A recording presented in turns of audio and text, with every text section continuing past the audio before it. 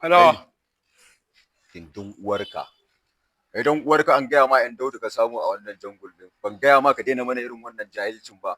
Uban wa yake ta kwalawa. Su ke mana escort idan mun yi oda. Samu wuri ka zauna dalla.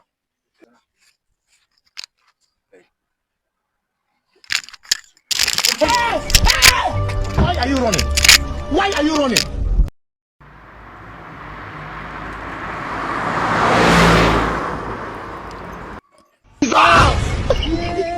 Jesus! Jesus! Kai zo nan. Dan uwarka sai ka ce mana tambarin musulunci, amma ka ce mana kwalawa.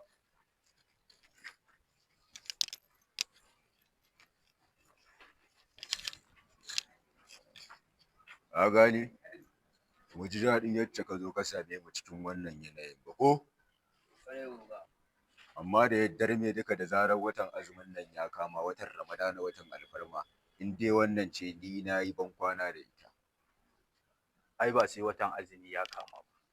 Ayin Allah yadda daga yau in Allah yadda daga yau ni na daina shan yanda kake ta bibiyan mu da kakin musulunci nan akan mu daina ni na batta har abada.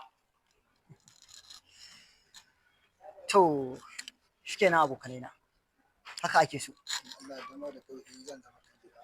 Kun ga daga yanzu za mu zama abokanai kuma din na san cewa duka wannan abin da in kuka daina fine za ku zama mutanen kirki za ku shiga al'umma ku yi harkokinku.